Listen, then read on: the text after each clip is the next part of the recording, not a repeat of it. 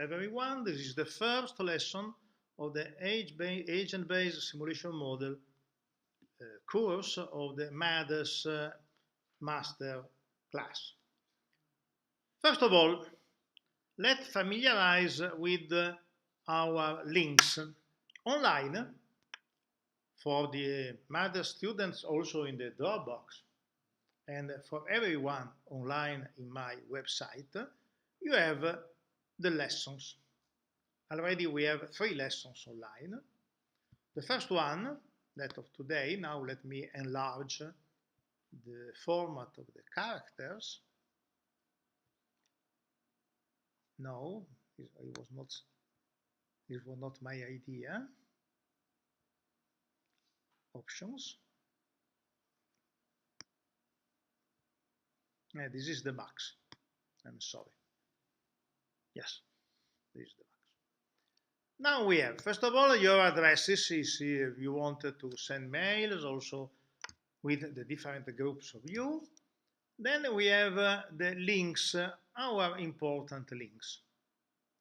The links are, first of all, my mail address. And you will use it maybe to send me the homeworks I will assign you. Then we have our repository online, or all the material that I put here is also copied in the Dropbox. So you have 2 possibilities if you are a MADES student, and in the other case you go to this website. It's a raw website without any addenda, only the files. And we have the channel where the movies of the lesson will be reported. Okay? Then we have also the huge quantity of links that I have reported in the syllabus, but you have already received the syllabus and no, sorry, this is not a syllabus. And all these links are useful. You are supposed to use them to search for information, and they are complementary to the explanation I will introduce in the conversation. Okay? The rule of the game is that you can stop me always, in any instant. Don't wait the end of the lesson to ask something. If I have in mind to talk about your question in the lesson or in the future lesson, I will inform you. Otherwise, I will reply immediately. Each day we have a content. Also, this is to be, but this is easy to be increased the size. I hope.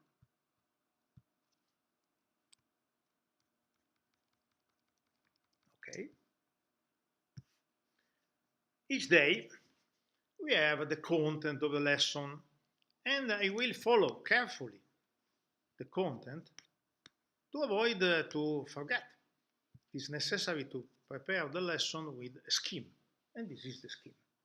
And it's also easy for you to recover what we are considering in each of our 5 lessons, 10 hours of conversation. Today we start with a few slides to have an introduction to agent-based models. Then we will have preliminary steps with the NetLogo and Python. You already know both NetLogo and Python. Anyway, a few basic considerations will be introduced. A consideration about NetLogo, and then the main technical part of the day is related. Oh, I see here an error. Always error. This is NLogo. I will save correctly online. The main technical part of the conversation is about 2 different simulations, very, very simple. One in NetLogo and the other one in Python. They are completely equal, but built in a very different way. Sure. And then we will have also a more technical look to a structure of tutorial explaining the increasing complexity of, of an agent-based simulation program, both in NetLogo and in Python, having a few considerations about NetLogo itself and also about the loops upon time related to our agents. I introduce immediately a person who created a lot of important roots of our work. The name of this person is Christopher Lanton, and when he started doing these kind of researches, he was a PhD student in Santa Fe Institute for Complexity Studies. And if you look at his web page, no, it is Wikipedia page, it is a strange situation. After a few years of being a very significant, important scholar, he disappeared. No one knows where he is and what he is doing. It's a strange situation. And I know that he was fighting with a lot of professors. Professor Marco, myself are very bad. End of the joke. He was fighting with a lot of professors. So if someone in the world is looking to this movie in YouTube and has news about Chris Lanton, please inform us. Sure. But the Wikipedia is very clear. There is a sentence, after this publication, he stopped working science. And also, I asked to a common friend. The reply, we don't know. Strange. The life is very complicated, so we change. First step, the introductory slides. You have them here online, both in LibreOffice, not Word, not Microsoft Office, LibreOffice format, but you can read also with Microsoft if you want, and in a PDF way. I use this one. I will move quite quickly on the slides, and you can absolutely stop me if you want, because I will move quickly just to offer you. Sorry? The first silly question. Where do I find the slides of the course today? Sorry? Where do I find the slides of the course for today? In the same place. Okay. You have, sorry, let's explain again. You have these basic, no, pay attention, sorry. We have these basic links. This one. The syllables, okay. No, these links. On the map. And here you have or the Dropbox if you are a math student, or this repository. Okay, I didn't get that anyway, so that's why I didn't have. Okay, sorry. Sorry for interrupting. But I send you an email about that. Yeah. Very absent. Professors are always distracted. Very absent mind. This is the basis of everything. You already have there the first 3 lessons. So I enlarge, if I remember, is this one, okay. I put a remote control, so now I can move, because it's terrible to sit for 2 hours, so I know it's terrible for you. If you want get up and go around, I understand very well. Impossible. I have no other entries. No, only 2. Oh, currently I am not using the tablet, so I can use this entry. Well, again, here you have the links to the repositories. Okay, Marco.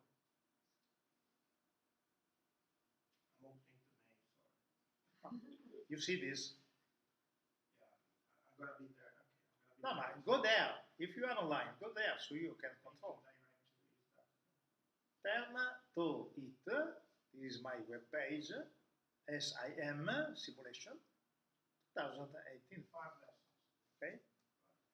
Here you have a very simple website, only with folders and files. No other elements. And the remote is not working. No, it's working. Introductory material.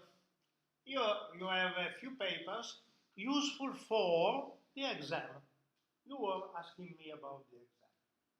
You will see the exam is, let us immediately look at the exam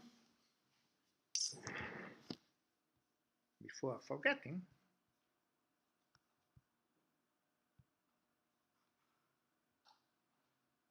Evaluation.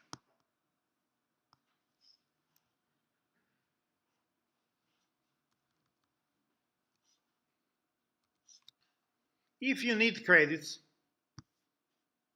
if the homeworks will be considered without a specific evaluation as a participation effort. So no evaluation. But if you do them, it is the better solution for you. A final essay of about 2,000 words, a few pages, 2,000 words, will be evaluated. And you're supposed to do that with a deadline on January the 7th next year. Okay? The contents, a list of key points about agent-based simulation. Following these lessons, you have them. A few considerations about why and how we can use agent-based simulation in social sciences. And finally, your ideas, your proposal about the making of an agent-based model about some subject. I don't ask you to prepare the model, but to create a scheme about the construction of the model. It is easier. And it is very important. It is impossible to start to create a model without a scheme.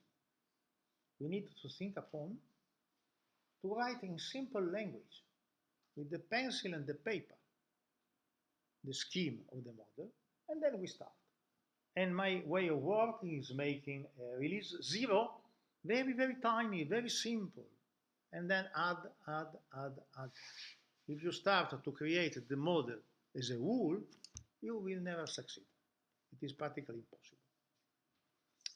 And so, for the exam, I ask you only the first step, the idea of how to make the model, the making of. It's a technical explanation now, making of a model. Okay? This is the exam. Not difficult. I told you easy. But in the while, you will understand how to build the model, but I don't ask you to do that. For the references of your essay, you can take in consideration these papers. This is mine, is one of my papers. This has been prepared to interact with the philosophers.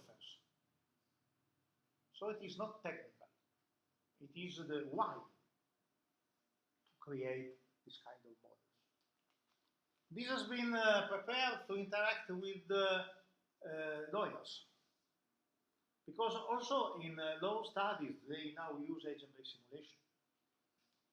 It's very interesting to discover the behavior of people changing rules. This one is a wonderful paper in a new journal. I am one of the editors of this Policy and Complex System journal.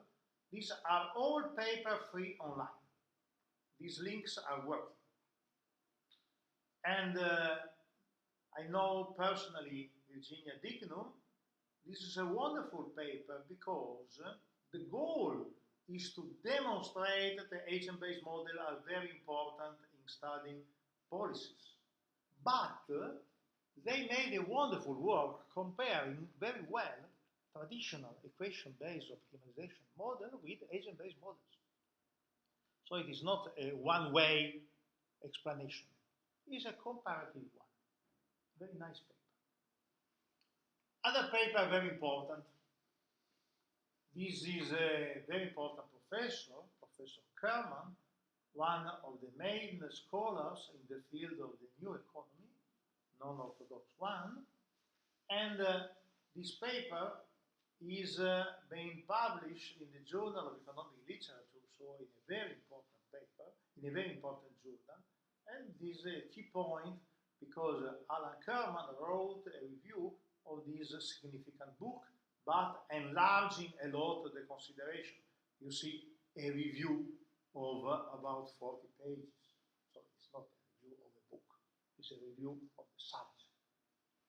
And Professor Kerman is a wonderful person. Then two key short papers, very short, from two very important scholars, Professor Epstein and Professor Axtell, are in the strict club of the starters of agent-based simulation. They published a book named Simulate, the problem of remembering the names, with Marco, we had a joke before. Sugarscape, a world made of sugar. And in a sugarscape, anything can evolve. Simulating societies in a sugarscape mean to have a unique species, a unique breed of agents, more breed of agents. You have wars, you have commerce, you have different political opinion. Anything can evolve. It's a wonderful work. Pioneer, because in the end of the 80s, this work. Now, Professor Epstein is working in the field of the application of agent-based simulation to healthcare. How to organize with agent-based simulation hospitals. This again is a wonderful thing. And currently it is, I don't remember, the hospital where he's working now, but if you Google you can find it. And Professor Axtell is in George Mason University building agent-based model for policies, and you see the wonderful titles. Why model? Why agents? And here you have a lot of material. Very, very interesting. Finally, a book of mine. This is here in the library of the mothers. There at least one copy, maybe two. If you want,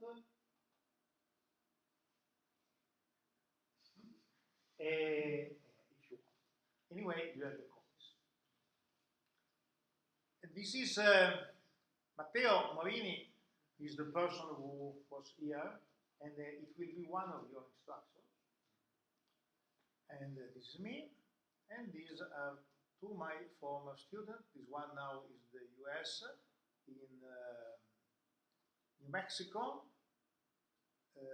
not in Santa Fe Institute, but in Los Alamos Laboratories. Los Alamos Laboratories are hosting 15,000 PhD laureates. A bit embarrassing to be there. You have to discuss your work from the morning to the end of the day. Never free. And Michele Sonnessa is an entrepreneur in the field of application, also of agent-based models and other things, but he is using for in his enterprise agent-based model. This book is mainly dedicated to the use of Python in building agent-based model via my tool that I will introduce now. Oh, we need a definition of agent-based models. And for me, this is a very nice definition from Axtell and Epstein, an old paper about the use of agent-based simulation in considering the timing of retirement. And at page 6, they put this wonderful definition. I don't read it, but I comment it. In an agent-based model, you have classes. What is a class? It is a set. Mathematically, you have sets of persons, objects, institutions, what you want. If I have consumers and firms, I have a set of firms, which are institutions, and of persons, the consumers. If I have a simulation about cats, I will have a set cat with all the instances of cats. Okay? So the basis is a scheme with sets that in computer science we normally name classes, but class is also consistent in math, and of instances of the classes or sets. In Italian, yeah, we have Italian people, we use a terrible translation of instance, istanza, but istanza means another thing. I request to the public authority to have a permission. This is an istanza. Instance in English is example. So in Italian we can translate supply. It's better. So instances is perfectly correct because they are example of the set. What we are expecting in the model? To see the instances of the classes, to act and to interact. Growing the results. The results are not written in the model, are coming from the model. And how to build this kind of models? Usually we use the so-called agent-based oriented programming. Agent-based oriented programming is not a novelty. It is 40 years old. Languages as Python are intrinsically object-oriented, C++, Java, and so on. The last one is Julia. Julia is the language of the future. Now we have the release 1 from, no, they started 5 years, 6 years ago. Julia is the daughter of one of the developers. So it is not an account. And is a wonderful language. It's a super Python. I am sure that I will move to Java, to Julia, but I wait that it is more stable. But with the version 1, it's becoming very stable. If you are interested in it, I will suggest you a key to start. Anyway, Python is very good now. Currently, is the language, the open language of main success, obscuring the role of Java. Absolutely. We have emerging JavaScript, which is completely different from Java, but JavaScript is very difficult to be used. Python is very easy. Our NetLogo shell is a special example of object-oriented programming because turtle there are instances of the class of the turtles. The turtle is an instance of the class turtle. The limit is that we cannot create a specific method for each breed of turtles. It is all generic. But good result can be obtained using NetLogo. Again, my line of work, when I start a new work, both with Sandro, when we started working on the classes of the primary school, or with Marco, when we started working on the oligopoly problem, we made the first step in NetLogo, discovering that it was interesting. It was possible to create an edge-based model. And then we moved to a more detailed tool, a fine-grained tool, which is the language, standard language like, as an example, Python. Okay? The basis,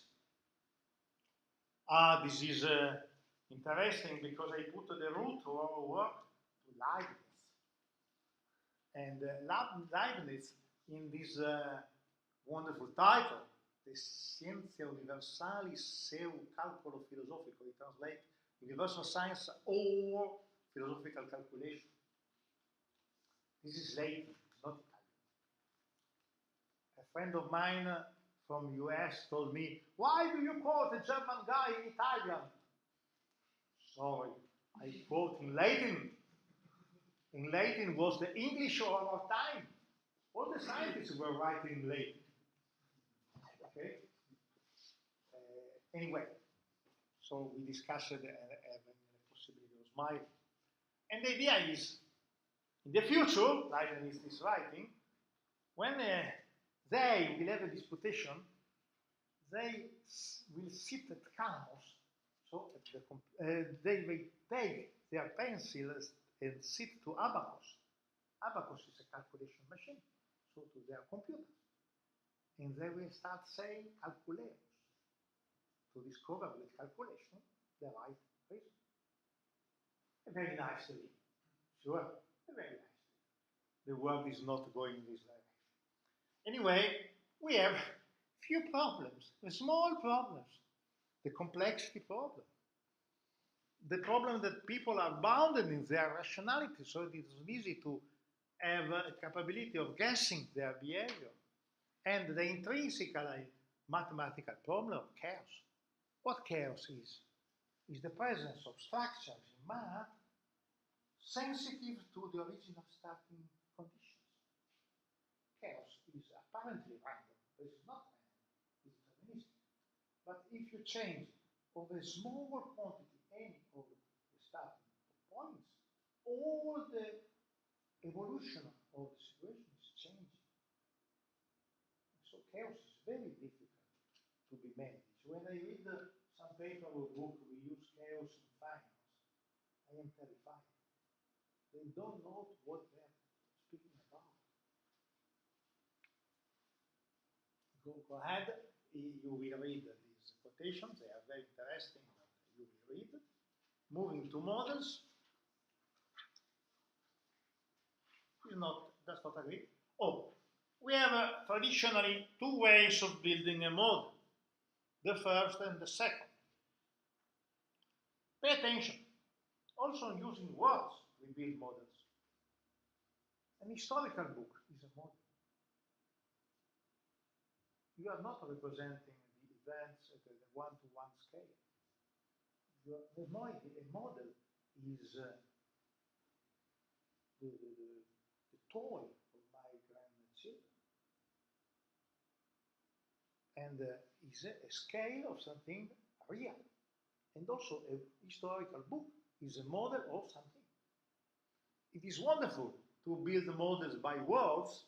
Professor David Lane, one of the founders of the Santa Fe School, was building, is still active, but he wrote his book a few years ago, is building wonderful complexity model all by words.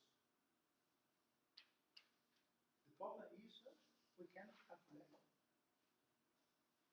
If Sandro is describing in 200 pages the behavior of a group of children in the class, or pupils in the class, it's very interesting. But so what? On the other side, we have equation-based model. Wonderful. The traditional way of being economist. We are concluding a book, Professor Marco Mazzoli and myself. But Matteo Morini.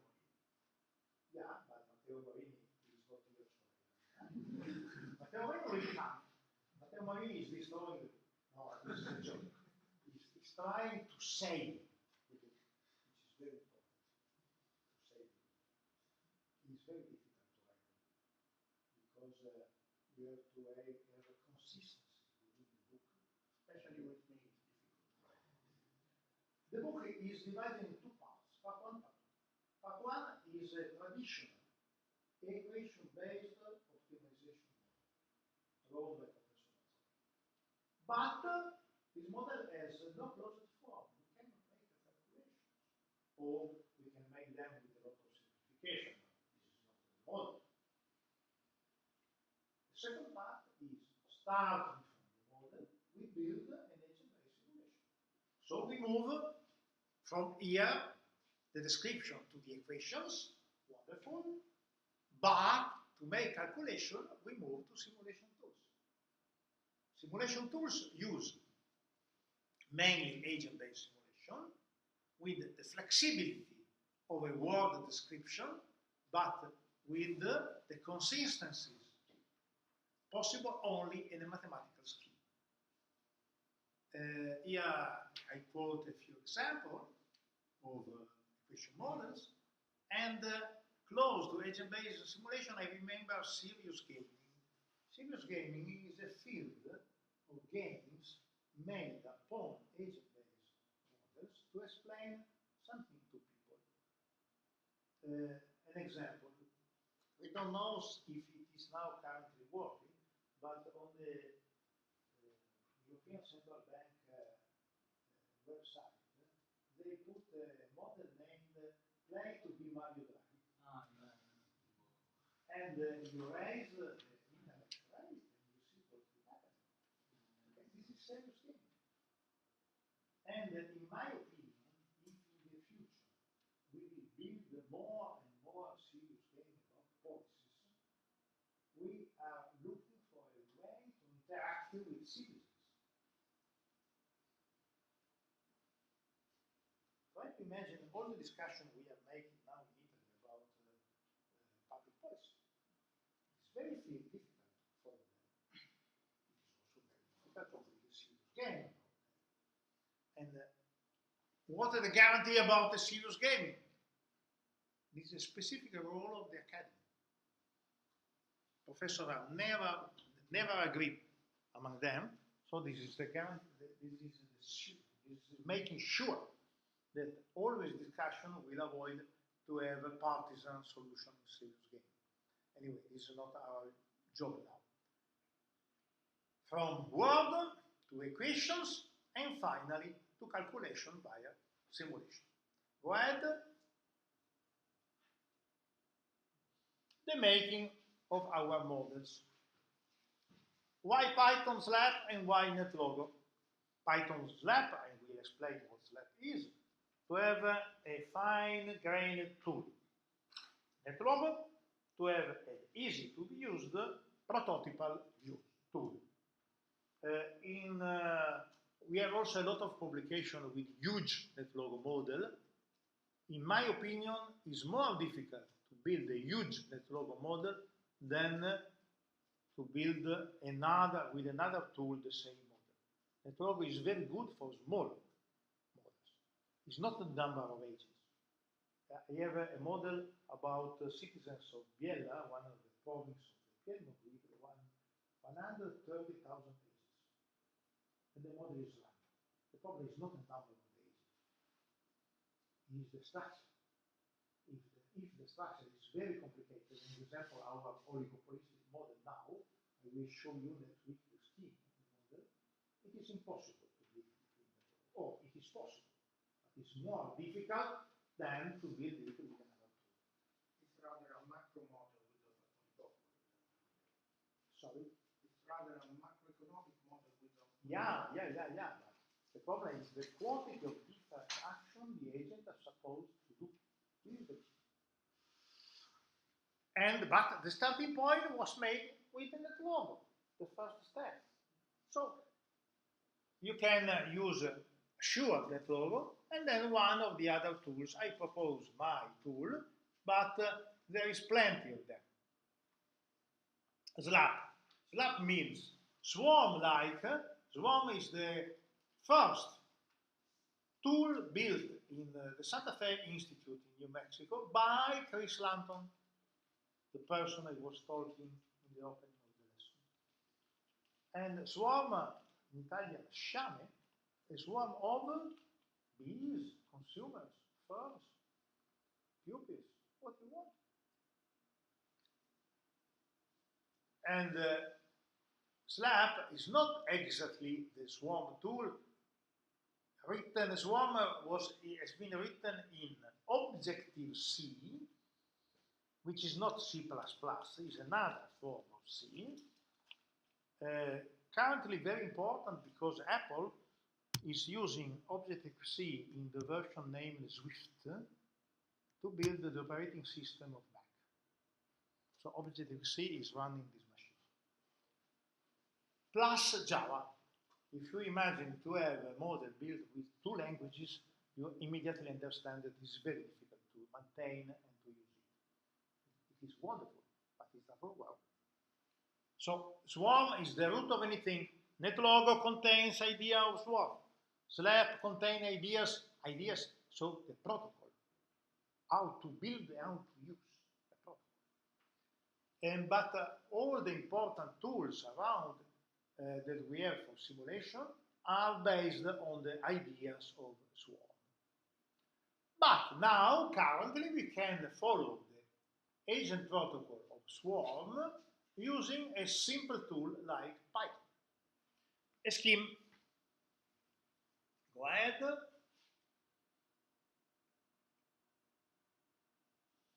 This is our world. We have a few agents, instances of the class bug. We have several instances, and we put them together in a list, so in a container. Then we order them to make actions, and the model is a set of instances of bugs plus a timer running a schedule of events plus some form of representation of the data or of the actions. Okay? It's very simple idea. From the swarm protocol, we have to imagine that the agents are, that the model is enclosed in a larger environment, that of the observer. We are the observer. You know that in NetLogo we have the observer view. This is exactly that. And the observer has the model as an object. The observer has tools to observe, and has also a clock, because maybe the observation is not in the same scale, but maybe in other frequency, as tool to plot, tool to report data, and so on. Finally, a model normally, usually, regularly, it does not work. No more. That. As probes to jump into the agent. You know that in NetLogo you can open an agent and to control internally all the variable of this agent. So this is a probe, and the probes are not so orthodox in agent-based simulation, because you are supposed to have a method for everything, but are simply simplifying the life in the building of the models. While the dog I have already explained and concluded, because these are technicalities you... no, the last page is important. If you are looking for technical details, don't forget the page of my Econophysics course in the master's degree in physics of complex systems. I am an economist, but I am teaching in the School of Physics because in this field that of complex systems, they need agent-based simulation. Econophysics has two pillars. One pillar is statistical mechanics, and I don't know statistical mechanics. If I will reborn, I will study both statistical mechanics and algebra. Both. Which is fundamental for this kind of models. Agent-based models are a part of theory of numbers in the field of the category. The category theory is the theory of the sets and of the morphisms of the components of the agents, so the interactions. But it's a very abstract level, and if you have not studied abstract algebra, it is impossible to understand the category theory. So I go back. Econophysics has two pillars. One pillar is the application of statistical mechanics to the calculation of social systems. And the second pillar is agent-based simulation. And I explained to the student that I am an economist, so I don't talk about statistical mechanics, but I talk about agent-based simulation. At the end of the year, we have a map like this online to this address that of the last year. Each year I start from a blank screen, completely empty, and I will fill it lesson after lesson. And in each box you have a button, and under the button you have slides, papers, links, and so on. So if you are looking for details about Python, about JPython, about R, about MATLOGO, don't forget this map, which is the last slide today. Okay? Don't forget this presentation to prepare your final essay. Sometime the student wrote me, where can I find references for the final dissertation? Start from the slides. There is a lot of links there. Use them. And each link contains links. So, okay, first step. Preliminary steps with NetLogo and Python. You are supposed to have installed both of them.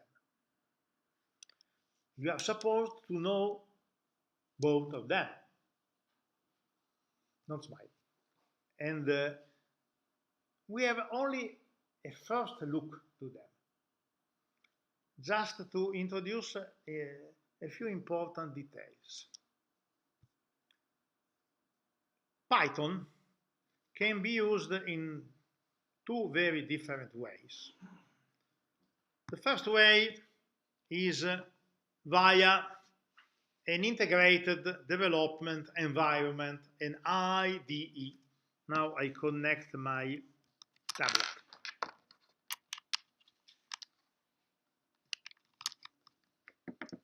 And I open it.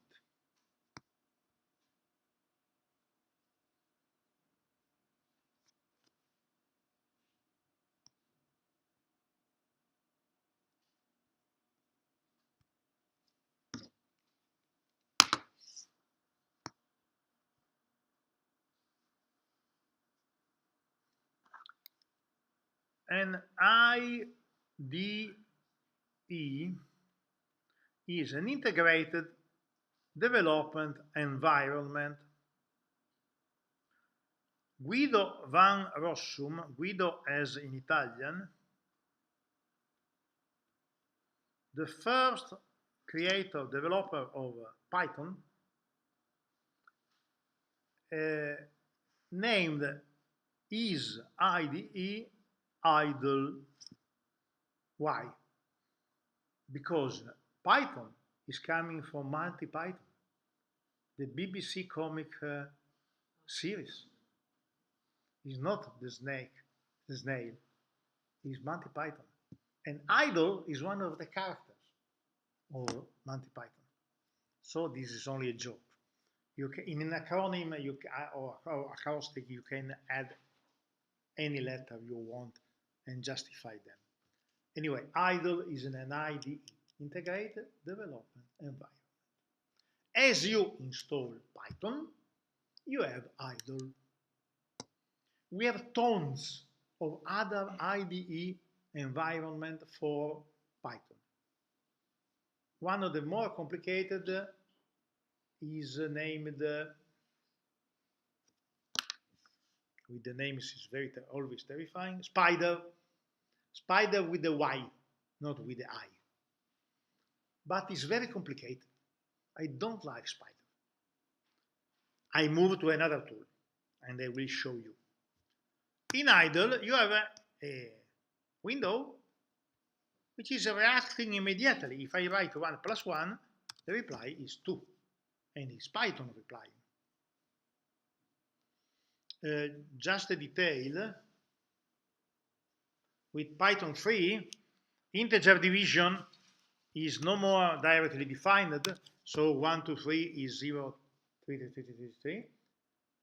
If you need integer division, sometimes you can need it 2 slashes. 1 divided 3 gives 0, but 7 3 gives 2. Okay, it is important. Sometimes we need integer results. The Python 2 was using for integer number, integer division, real number, real division. Then they decided to have a unique solution for the simple division. If I write a program here, it is lost. As I close the window, anything is lost. As an example, I write a simple cycle. Cycles are within any language. In Python, they are intelligent, because if I write for I, a variable, maybe, no, can you read? Can you read? Oh, if you want, I can enlarge. You read? Okay. For I, in, oh, interesting, in. This is a set. For the values of I in a set, and the set can be defined in very different ways. As an example, a list 1, 5, 8. This is a set. Sorry.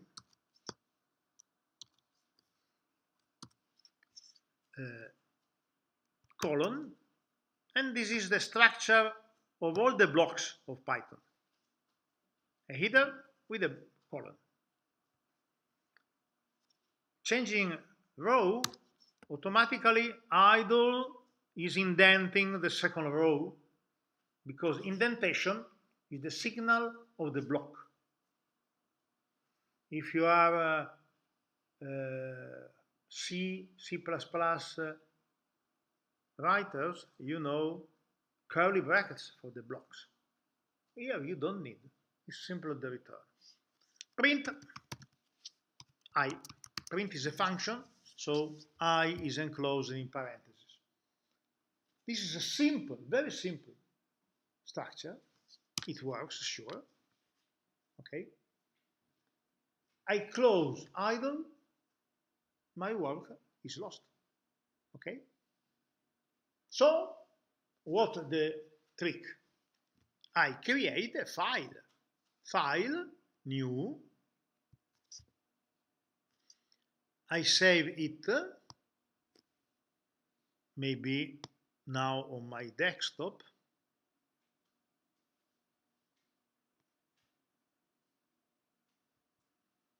With the name a.py. .py is mandatory.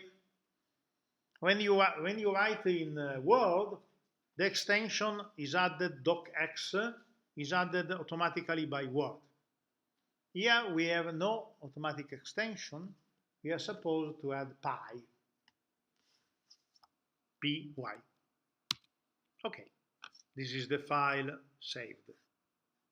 I write here for I in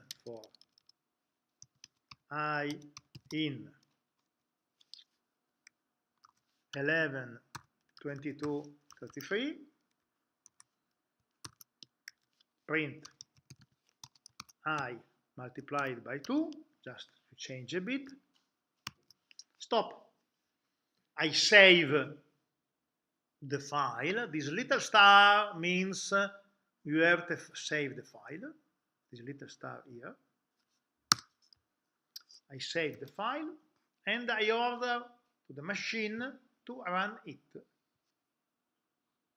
And this is the result, sure. But the situation now is very different. My program, very simple, easy program, is saved. I can reuse it. Okay?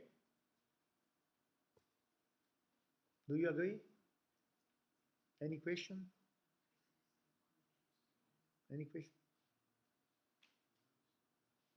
Please ask, no problem. It's very basic. Okay. But the modern way of using Python is that of using it in the IPython way. I means interactive Python. Interactive Python is wonderful mainly for simulation programs. You will see. But now let's make a pause. We stay here and we will see IPython in the second hour of our conversation. Now, a quick look to our second friend, NetLogo. NetLogo, there is an history behind the name.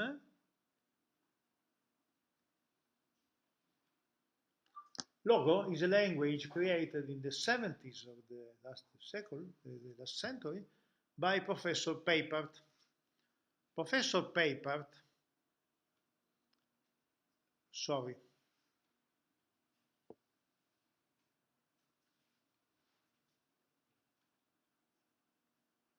Professor Papert is mainly famous for having wrote with Professor Minsky the book Perceptrons at the end of the 60s. You see, it is an infamous book because with this book all the research in the field of neural network has been stopped for 10 years. And the book contained a wrong conclusion. But this is another history. But Professor Papert, we have to be grateful to him for having created the logo. Seymour Papert. What is logo? It is a very simple interactive language created to teach small students, 14, 15 years, computer science. With the logo, you move a dot on the screen with recursive functions. And you understand the theory of recursion and the basic of computer science. Now it is virtually disappeared. No one is studying logo currently. My son is 46 years old, and when he was a student in the second degree of his studies, he studied logo, but then it has been forgotten. I don't know why. The first version of logo was moving a small robot linked to the computer with a cable.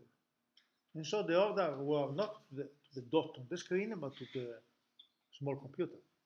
The small computer was very slow, so it was a turtle. So the name in that logo is coming from there. History is always important. In the 90s, people from MIT had the idea, if we keep logo and we have the capability of moving a dot on the screen, and we create plus logo, several parallel acting logo, what do we have? Different types of agent moving on the screen. What if they interact? Or they interact with the world, with the environment? We have an agent-based model. What a nice idea. And they created star logo. Star logo is still working with the new version is TNG. Star logo TNG, the next generation. It's very complicated to be used. More complicated than NetLogo. A part of the scholars working on Star Logo moved from the MIT to Northwestern University and created NetLogo. And NetLogo is easier.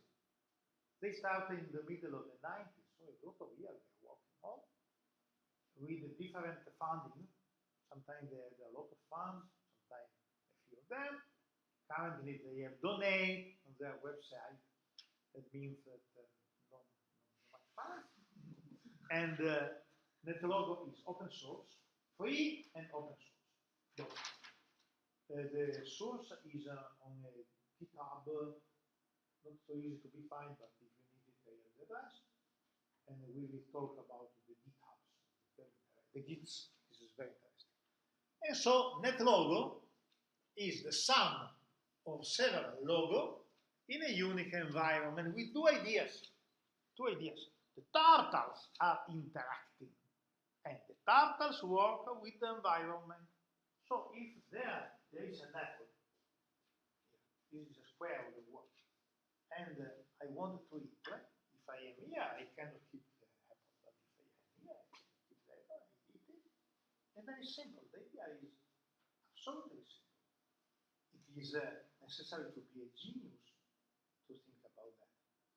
The original idea, to take logo, to put in parallel several logo structures, and to have the agents interacting among them and with the world is an incredible idea. Now we can think this is trivial, but think about before to have the idea of creating that. I am a great admirer of these people, of these persons.